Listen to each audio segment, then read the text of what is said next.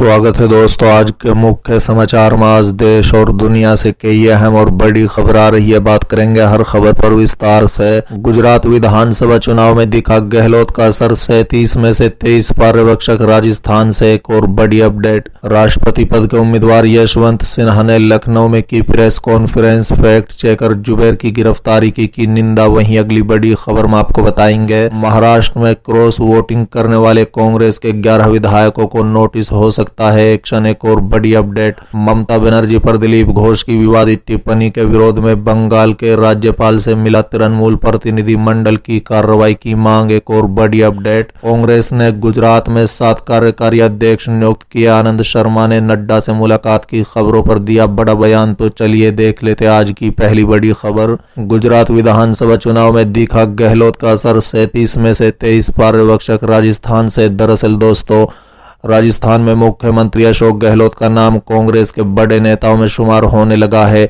बता दें कि कांग्रेस में अशोक गहलोत के कद का असर गुजरात में दिसंबर में होने वाले विधानसभा चुनाव पर भी नजर आ रहा है। बता दें कांग्रेस द्वारा विधानसभा चुनाव के लिए लगाए गए 37 पर्यवेक्षकों में 23 पर्यवेक्षक राजस्थान से हैं। जिन नेताओं को गुजरात चुनाव में पर्यवेक्षक नियुक्त किया गया है उनमें राजस्थान के 13 मंत्री और 10 विधायक शामिल हैं। ये सभी अशोक गहलोत के करीबी नेता हैं। बता दें कि अशोक गहलोत खुद गुजरात के प्रभारी रह चुके हैं। अभी राजस्थान के पूर्व मंत्री रघु शर्मा गुजरात के प्रभारी हैं। ये सभी पर्यवेक्षक 22 विधानसभाओं में नेताओं से रायशुमारी कर अखिल भारतीय कांग्रेस कमेटी को अपनी रिपोर्ट सौंपेंगे। बता दें कि पिछले विधानसभा चुनाव में मुख्यमंत्री अशोक गहलोत खुद गुजरात के प्रभारी थे। इस बार राजस्थान के स्वास्थ्य मंत्री रघु शर्मा को गुजरात प्रभारी लगाया गया है। इसके चलते रघु शर्मा को स्वास्थ्य मंत्री पद से इस्तीफा देना पड़ा। बता दें कि गहलोत ने गुजरात के प्रभारी रहते हुए बीजेपी को कड़ी टक्कर दी थी। पड़ोसी राज्य होने के नाते विधानसभा चुनाव में राजस्थान के नेताओं को मौका दिया गया है।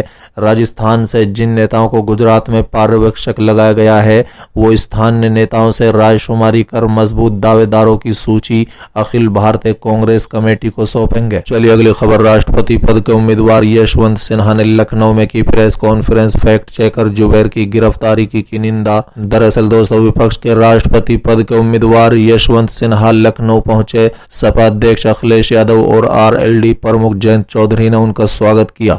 बता दें कि यशवंत सिन्हा ने सपा कार्यालय में प्रेस कॉन्फ्रेंस को संबोधित किया। इस दौरान अखिलेश यादव ने कहा है कि जिन हालात में देश गुजर रहा है यशवंत सिन्हा से बेहतर कोई नहीं जानता। राष्ट्रपति पद पर रहकर सरकार को दिशा दिखाने के लिए उनसे बेहतर कोई प्रत्याशी नहीं है। इस पद की लड़ाई को स्वीकार करने की बधाई।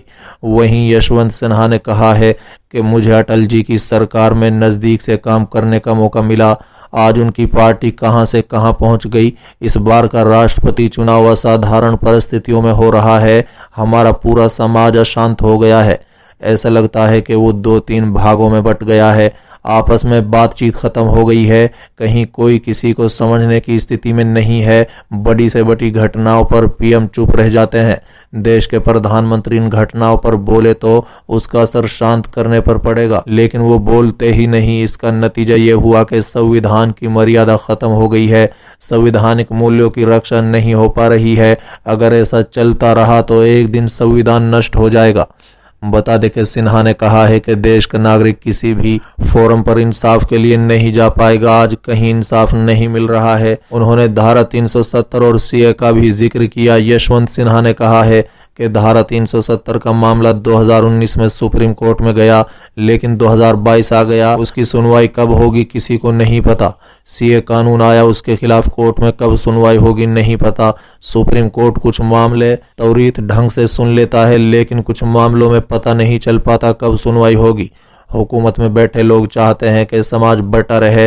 राष्ट्रपति के पास बहुत शक्तियां होती हैं। देश के कई राष्ट्रपति ऐसे हुए हैं जिन्होंने सरकार को परामर्श दिए। इस दौरान उन्होंने बताया कि अगर मुझे चुन लिया जाता है तो मैं राष्ट्रपति भवन में संविधान के संरक्षक के रूप में काम करूंगा। अगर मेरे ध्यान में कोई मामला आता है कि भारत की सरकार प्रजातंत्र का नुकसान कर रही है, जैसे चुनी हुई प्रदेश की सरकार को गिराना, महाराष्ट्र, कर्नाटक, मध्य प्रदेश, अगर ऐसा होता है तो भारत सरकार को ऐसा करने से रोका जाए। इसके अलावा सांप्रदायिक बंटवारे को रोकने का प्रयास करूंगा। का freedom of press, freedom of speech का मैं वादा करता हूं। इस दौरान यशवंत सिन्हा ने जुबैर की गिरफ्तारी की निंदा करते हुए उसे नाजायज बताया। बता दें कि इस दौरान उन्होंने कहा है कि सत्ता पक्ष के उम्मीदवार कभी देश की आर्थिक स्थिति, विदेशी स्थिति या सामाजिक स्थिति पर नहीं बोलती हैं। सरकार में संवाद एक तरफा है, राष्ट्रपति उम्मीदवार से ऐसी उम्मीद क्यों करे। इस दौरान उन्होंने कहा है कि भारत के खामोश रहने वाला राष्ट्रपति नहीं बल्कि हर मुद्दे पर राय रखने वाला चाहिए। वहीं आदिवासी महिला उम्मीदवार पर उन्होंने कहा है कि एक व्यक्ति को उत्थान से समाज का उत्थान नहीं होता है। चलिए अगली खबर, महाराष्ट्र में क्रॉस वोटिंग करने वाले कांग्रेस के 11 विधायकों को नोटिस हो सकता है एक्शन। दरअसल दोस्तों, महाराष्ट्र के सियासी उठापटक के बीच कांग्रेस ने अपने 11 विधायकों को नोटिस भेजा है। ऐसी सूचना है कि पार्टी आला कमान विधायकों के खिलाफ कड़ा कदम उठा सकती है। पार्टी आला कमान ने क्रॉस वोटिंग करने वाले विधायकों को कारण बताओ नोटिस भेजा है। बता दें कि पार्टी आला कमान ने एमएलसी चुनाव में क्रॉस वोटिंग और फ्लोर टेस्ट के दौरान पार्टी के 11 विधायकों को नदारद रहने पर कड़ा रुख इख्तियार किया है और पार्टी के स्टैंड के खिलाफ जाने का कारण पूछा है। बता दें कि सोनिया गांधी इसी मुद्दे पर शाम 4:30 बजे बैठक लेंगी, जिसमें नाना पटेल, केसी वेणुगोपाल और राहुल गांधी मौजूद रहेंगे। बता दें कि इस मामले पर आज तक से खास बातचीत में महाराष्ट्र कांग्रेस के अध्यक्ष नाना पटेल ने कहा है कि पार्टी आला कमान ने इस मुद्दे पर सारी जानकारी मांगी है। पार्टी का अनुशासन चाहिए और पार्टी आला कमान इस पर फैसला लेगा।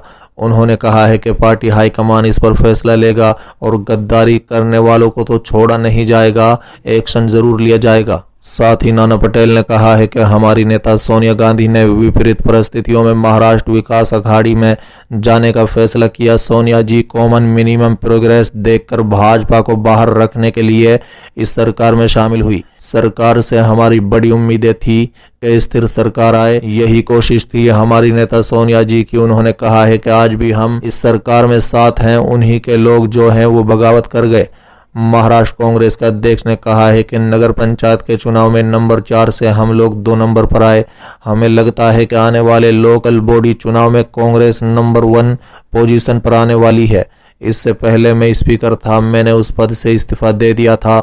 जो भी निर्णय मैं ले सकता था वही डिप्टी स्पीकर भी ले सकते थे। अब सरकार तो चली गई, आने वाले समय में कांग्रेस जमीन की लड़ाई लड़ेगी और जनता के बीच जाएगी। चलिए अगली खबर, ममता बनर्जी पर दिलीप घोष की विवादित टिप्पणी के विरोध में बंगाल के राज्यपाल से मिला तृणमूल प्रतिनिधिमंडल। दरअसल दोस्तों, भारतीय जनता पार्टी के राष्ट्रीय उपाध्यक्ष दिलीप घोष की पश्चिम बंगाल की मुख्यमंत्री ममता बनर्जी पर की गई विवादित टिप्पणी के बाद राज्य में सियासी घमासान मचा हुआ है। भाजपा के राष्ट्रीय उपाध्यक्ष दिलीप घोष ने ममता बनर्जी पर विवादित टिप्पणी टीवी कार्यक्रम में की थी। अब तृणमूल कांग्रेस का एक 8 सदस्य प्रतिनिधिमंडल दिलीप घोष पर कार्रवाई की मांग के लिए गुरुवार को राज्यपाल जगदीप धनखड़ से मिला।